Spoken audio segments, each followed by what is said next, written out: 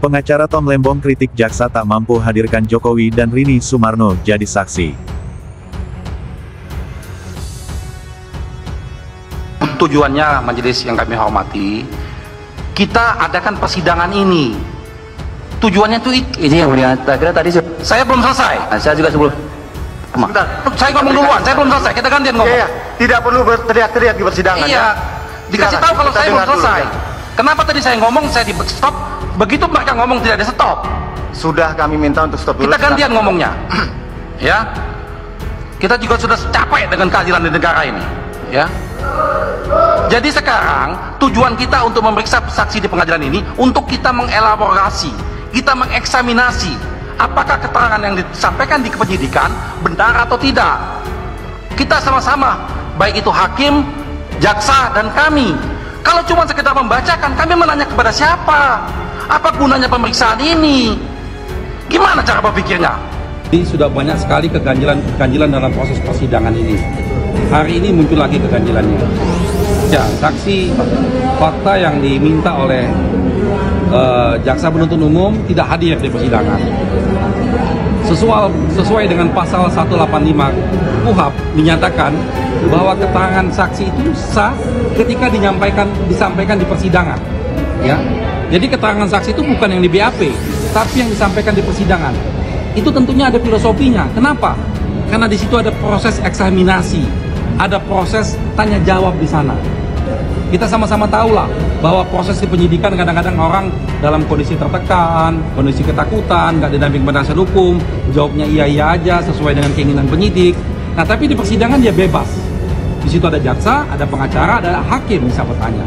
Nah, jadi kalau saksi tidak dihadirkan di persidangan, hanya dibacakan, ini bahaya sekali. Bahaya sekali buat keadilan kita. Oleh karena itu, kami menolak tegas saksi yang dibacakan tanpa dihadirkan di persidangan, dan kami, oleh karena hakim tetap memutuskan untuk dibacakan, maka kami walk out, kami izin untuk keluar, tidak ingin mendengarkan, begitu. Dan tambahan? Tambahan ya? Ya, saksi yang ingin dibaca adalah Ibu Rini Sumarno. Beliau adalah Menteri BUMN yang hadir dalam rapat-rapat yang menentukan apakah Pak Tom Lembong ini bersalah atau tidak. Ini saksi fakta. Nah, alasan tidak hadir itu karena ada acara keluarga. Pertanyaannya adalah, jaksa sudah manggil 4 kali. Apa keempat-empatnya semua acara keluarga? Ya kan? Nah, di sisi lain, jaksa ini kan punya kewenangan untuk menghadirkan dan punya kemampuan untuk eksekusi menghadirkan secara paksa. Ataukah inilah yang disebut dengan perintangan penyidikan yang sesungguhnya? Ini harus tegas dong. Di sini Pak Tom Lembong mencari keadilan untuk mendengarkan keterangan saksi-saksi fakta. Semua saksi, Pak Rahmat Gobel aja datang kok. Kenapa Bu Rini nggak datang? 4 kali panggilan, bilangnya ada acara keluarga. Ini Pak Tom juga punya acara keluarga, tapi beliau mengikuti proses hukum dengan baik dan benar. Jika seperti ini proses penegakan hukum, kita sulit mencapai keadilan. Jauh ini semua. Ya, jadi ini mereka tetap paksa bacakan, kami menolak untuk mendengarkan, kami keluar. Ya. Harga seberapa cepat harga bisa turun. Jadi yang kita harapkan turun, satu, bawang, ini sudah turun, bawang merah. Yang kedua nantinya kita harapkan turun juga gula, turun. Yang ketiga, daging. Yang keempat, beras. Saya tugaskan 4 ini bisa turun. Keran impor sudah kembali dibuka. Kalau sebuah proyek itu bisa dikerjakan oleh swasta, bisa dikerjakan oleh investor, serahkan pada mereka. Sehingga tujuan bisa kita giring ke tempat yang lain, hanya investasi langsung, juga inflasi, juga indeks rasio terus harus dijaga. Terutama ini inflasi menjelang Lebaran, kita jaga agar inflasi paling tidak harus di bawah 4 untuk tahun 2016 ini. Ini menjadi kebiasaan setiap tahun. Kebiasaan setiap tahun kita bahwa harga-harga selalu naik pada menjelang Idul Fitri. Memang demandnya tidak naik, tetapi kalau suplainya dikendalikan, digerojok suplai yang lebih, saya kira tidak akan terjadi seperti ini. Menurut Prof, sebenarnya apa yang dilakukan Pak Tom Lembong itu keliru atau tidak sih? sama sekali tidak ya, justru saya wondering ya gitu. sebetulnya apa ya kesalahannya gitu ya. Ini justru kebijakan yang memang sudah benar. Jadi faktanya, kalau kita bicara faktual problem atau fakta hukumnya itu memang ya, dari yang saya punya aja nih 5 tahun itu emang kita tuh selalu ada gap, ada kekurangan ya terkait antara supply dan demand, antara penawaran dan tadi permintaan, terutama ini permintaannya terlalu banyak terkait dengan gula. Sementara tadi ya di dalam negeri itu tidak punya pasokan yang cukup. Jadi memang harus impor. Nah, kalau kita bicara mengenai kalau gitu apa dong yang harus dilakukan untuk impor? Apakah yang diimpor itu adalah raw sugar, diolah lagi di sini gitu ya, kemudian baru diberikan kepada pedagang besar, atau tadi ya kalau ini penugasan ya, kemudian nanti di packaging lagi baru ke masyarakat, ataukah kemudian langsung tadi impor yang tadi white sugarnya.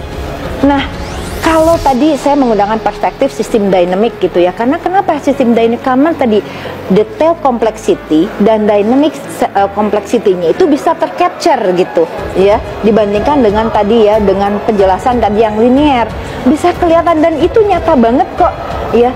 Mudah, kenapa? Karena gini, setiap aktivitas produksi itu pasti akan menimbulkan multiplier effect, mulai dari tenaga kerja, kebutuhan akan tadi industri pendukung dan seterusnya seperti itu. Jadi negara juga justru akan banyak diuntungkan. Jadi bukan hanya dapat sesaat gitu ya, hanya tadi dari si biaya masuk saja, dan biaya masuk pun nggak sepenuhnya tadi dapatkan negara, karena itu bisa menjadi tax relief, bisa menjadi deductible expenses yang mengurangi PPh badannya. Jadi saya wondering kalau gitu, jadi salahnya di mana ya seperti itu? Apalagi ketika melihat penghitungannya, menganalisis penghitungan yang dilakukan oleh tadi ahli dari BPKP ya, yang menghitungnya adalah kerugian keuangan negara itu dengan membuat selisih if. Pakai if loh, pakai if, dia itu bukanlah tadi import GKP, tapi bukan GKM tapi GKP, maka ada selisih tadi terkait dengan tadi biaya masuk. Pertama, itu bukanlah fakta hukum. Jadi yang namanya di tipikor itu haruslah betul-betul actual loss, itu putusan dari Mahkamah Konstitusi. Dan yang kedua, penghitungan tadi hanya melihat dari biaya masuk, selisih biaya masuk dan PDRI, itu bukanlah penghitungan yang valid dan reliable. Kenapa? Karena tadi PPN impor dan PPh pasal 22 impor itu hanyalah merupakan pajak pendahuluan prepaid tax ya, dimana kalau PPh pasal 22 itu bisa creditable, bisa mengurangi PPh badan karena sebagai tax credit, dan kalau PPN itu bisa menjadi VAT input yang bisa creditable juga, yang mengurangi tadi PPN disetorkan.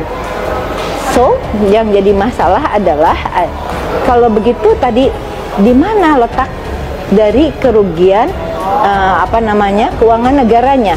Bukankah kemudian justru negara mendapatkan manfaat atau benefit yang lebih besar dibandingkan dengan yang tadi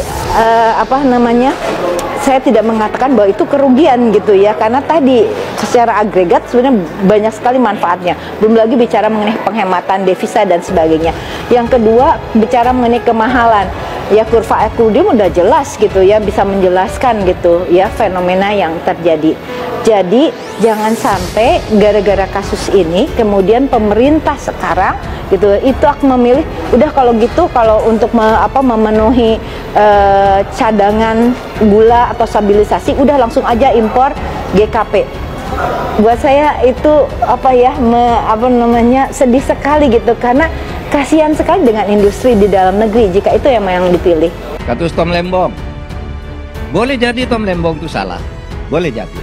Tetapi ingat, di surat dakwaan itu bahwa peristiwa ini terjadi sejak tahun 2015 sampai 2023. Kenapa yang maju hanya tahun 2015 Tom Lembong? Kenapa tidak sesudahnya juga yang justru lebih besar angkanya? Nah itu maksud saya, saudara, kita ini menghadapi soal berat, masalah extraordinary crime ini, korupsi ini. Namanya tetap di dunia internasional itu adalah korupsi yang luar biasa. Ya. Tindak kriminal luar biasa korupsi. Nah ini masalah kita. Sewaktu Tom Lembong ditahan, tuduhannya adalah merugikan keuangan negara 400 miliar. Bagaimana? Udah ada auditnya apa segala? Kita lagi cari. Wah, belum ada aliran. Ya, tidak ada aliran dana bukan berarti juga menjadi salah satu tidak bisa menjadi tersangka gitu.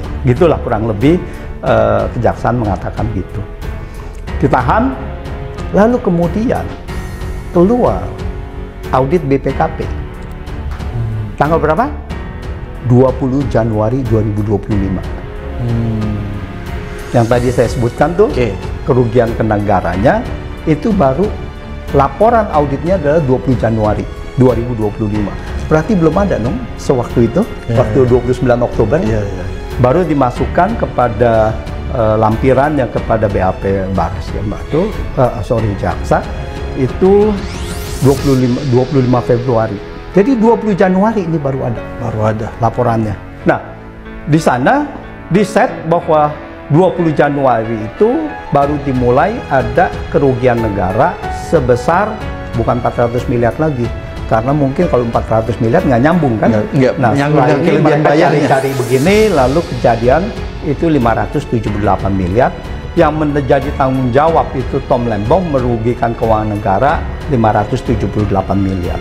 Yang terkait dengan perusahaan gula rafinasi 515 miliar. Nah, ini baru audit 20 Januari. Makanya saya mengatakan ini ada beberapa keanehan, kejanggalan dan sebagainya. Tom Lembong memang harus ditarget. Ditangkap dulu. Ya kan? Tangkap dulu, ditahan dulu.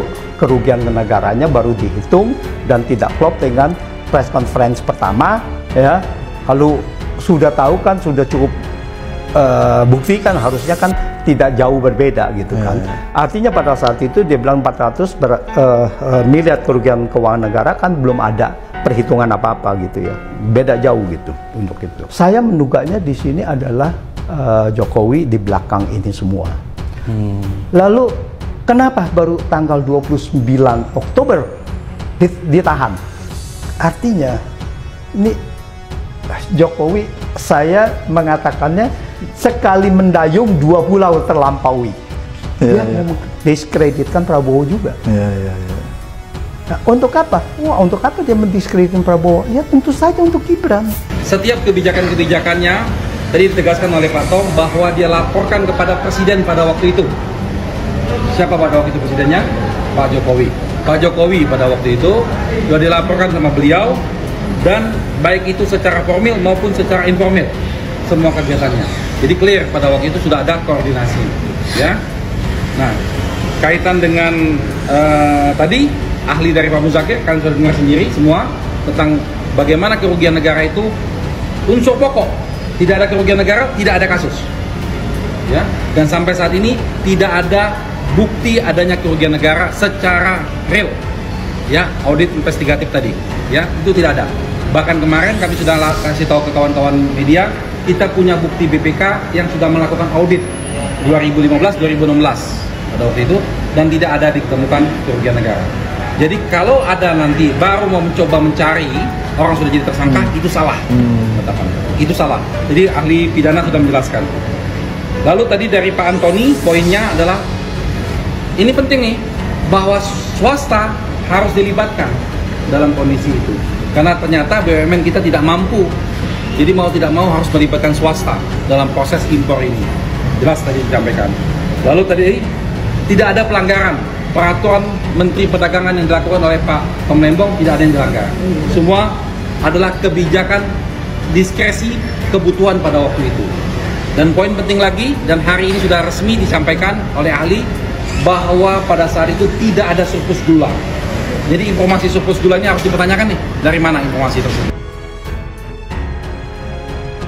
Pengacara ex-Menteri Perdagangan Mendak Thomas Trikasih Lembong alias Tom Lembong, Zaid Musyafi, menyayangkan jaksa tidak mampu menghadirkan Presiden ke-7 Joko Widodo, Jokowi, dan ex-Menteri Badan Usaha Milik Negara BUMN, Rini Sumarno dalam sidang. Pernyataan ini Zaid sampaikan saat membacakan duplik atau tanggapan atas replik jaksa dalam sidang dugaan korupsi importasi gula yang menjerat Tom. Dalam perkara Akuo, jaksa penuntut umum tidak mampu menghadirkan saksi-saksi utama yang seharusnya bisa memperkuat konstruksi peristiwa pidana seperti Menteri BUMN Rini Sumarno dan Presiden Joko Widodo, kata Zaid di Pengadilan Tipikor Jakarta Pusat, Senin, tanggal 14 Juli tahun 2025. Zaid mengatakan, karena dua orang penting itu tidak dihadirkan, dalil jaksa dalam tuduhan pelanggaran hukum terhadap Tom menjadi tidak utuh bahkan bertentangan satu sama lain. Selain itu, kata Zaid, jaksa tidak berhasil membuktikan adanya niat buruk mensrea pada diri Tom saat mengeluarkan kebijakan importasi gula kristal. Tuduhan itu menurutnya mentah secara utuh dan logis. Akibatnya, jaksa tidak berhasil menunaikan beban pembuktiannya secara tuntas dan dakwaan mengandung kelemahan yang mendasar.